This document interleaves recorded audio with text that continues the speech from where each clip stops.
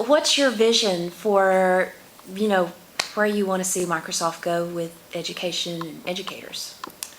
Oh, certainly we want to help support the work that students and teachers are doing to transform learning opportunities and certainly transform education.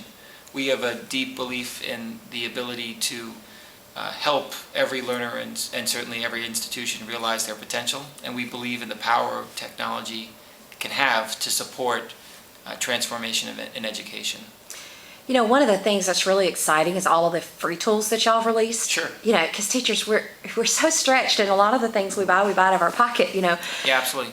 Could you just give an overview of some of the free tools that you've released and where people can go to get those? And one of the things we actually did, if you go to Microsoft.com/education, there's actually, right on the front page, you'll see a free tools button you can actually click on.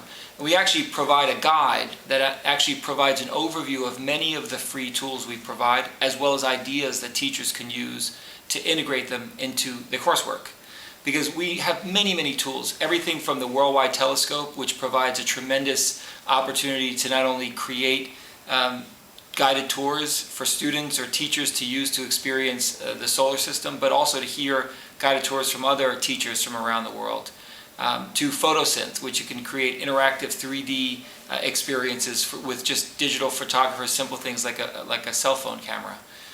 To things like Movie Maker and Photo Story to tell stories in the classroom. Many, many tools. But what we want to do is not only provide free resources, but help teachers think about how they can make a difference in their classroom. So the Free Tools Guide for Education actually provides teachers with ideas on how they can be applied. We also have another tool called a digital storytelling guide, because one of the things we heard from teachers is, hey, can you put this in context? So the digital storytelling guide actually connects the tools to specific examples that teachers can use for lesson plans or coursework. And what we want to do is provide lots and lots of resources for schools, but we also want to make it easier for teachers to navigate through all of them and actually put it in practical use in the classrooms. So those tools, if you go to Microsoft.com/education, you can find information about them and actually download PDFs to actually learn about how these tools can be applied inside classrooms. And sticky notes are really cool for use on the interactive whiteboard, your little tool you've got on there. That's cool. The other thing that I think that people will be excited about is Skydrive, that you've just implemented. And could you tell, from your perspective a little bit about how that would work? Because I know for me as a teacher, a lot of students log on a lot of different computers to do their work. Yes, absolutely. And so how would Skydrive help a student? Certainly, well, Skydrive actually includes one major function and access to the Office web applications. So access to free versions on the web for Word, PowerPoint, Excel, and OneNote. So the ability to actually create Office documents online or edit or collaborate with the documents you've created on your PC in the cloud or in the web. So you can log in from a browser or a library or another teacher's PC, get access to your Word document or your OneNote notebook on the web. And that functionality makes it easier to not only share information, collaborate more effectively, but also have the information you need wherever you need it. So Skydrive provides that capability to actually store documents, to collaborate and share. And it's actually one of the offerings we have, something called Live at EDU, where we make a lot of these free tools available for schools to administer and deploy to students and teachers, etc. And Live at EDU includes access to messaging, email, things supported by Microsoft Exchange-based messaging, collaboration with things like Skydrive, as well as access to the Office web application. So in addition to provide 25 gigabytes of storage, we provide resources. 25. Yeah, so it's Live EDU? Live at EDU. Live at EDU.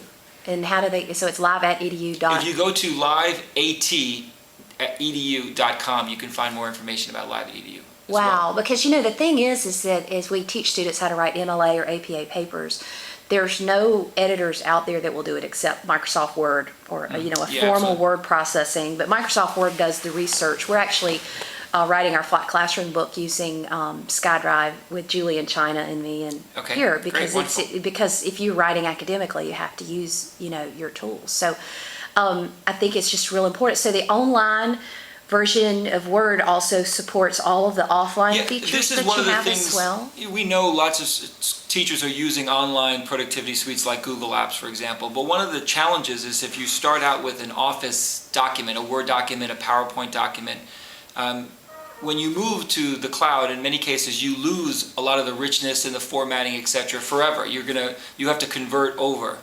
The online version of Word and even the Windows phone version of Office actually creates an extended experience where I can be working on a rich Word document with all the footnoting and formatting, etc.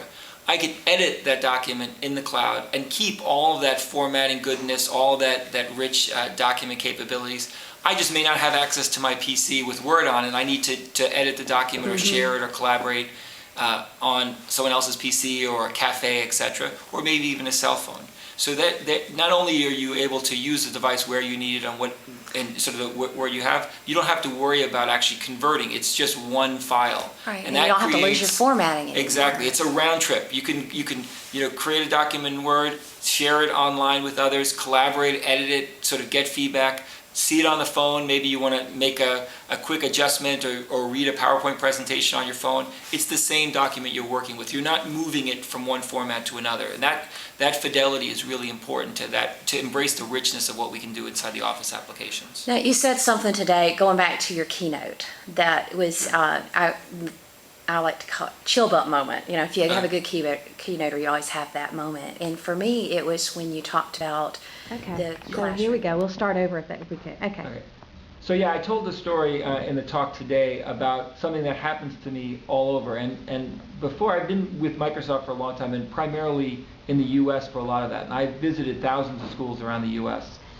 And now I've been doing the same sort of thing internationally. And the only thing that's changed is the language, perhaps, that they speak it in. But pretty much what happens is I go to a school, and a leader, a superintendent, a principal will take me into a specific classroom, very often a very specific path to get to that classroom, and I'll see amazing things happen. Teachers who are engaged, students who are excited, very innovative of practice, technology that's sort of behind the scenes, not so much the star, that the learning environment is really the star of the show.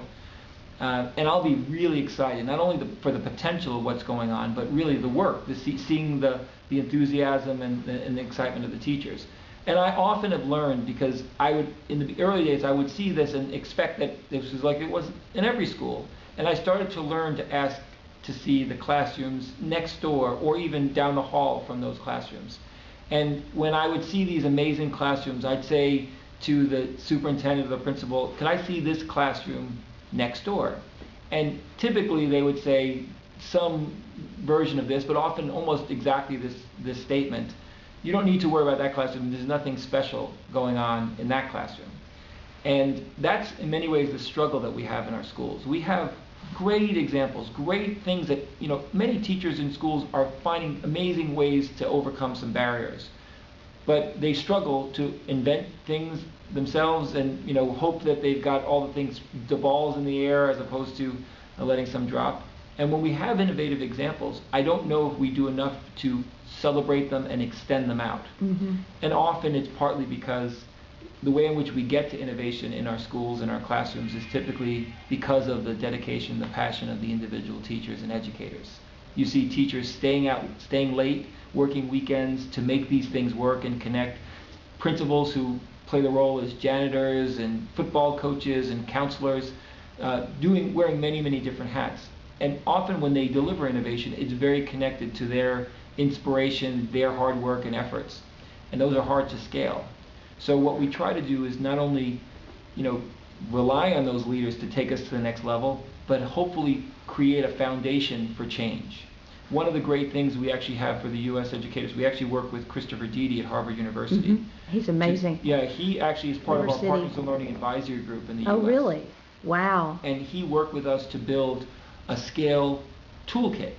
So we actually have on the Microsoft Education side and part of Partners Learning, we actually have a toolkit for how you think about, and this is a curriculum that teachers and school leaders can go through, how they think about importing good ideas and exporting good ideas. You may have a great teacher who is really a leader in his or her classroom, and they may not even recognize that one of the competencies that they're missing is getting ideas from others. They may be creating lots of good ideas, Yeah. but they don't have the competency to want to share them Right. or to want to embrace new ideas from others. And those are just some basic things that we can do. And we actually built the curriculum to help people to think about the elements of scale, so when they decide that they've got a great idea, that they've done some thinking up front, so it's more easy to roll it out to other schools or other teachers. So you can access Chris Deede's work and the work y'all have done together on which website? Yeah, actually, if you go to the Microsoft.com education site, you'll find it. It's the Scale Toolkit. Excellent. Thank you for your time. My pleasure.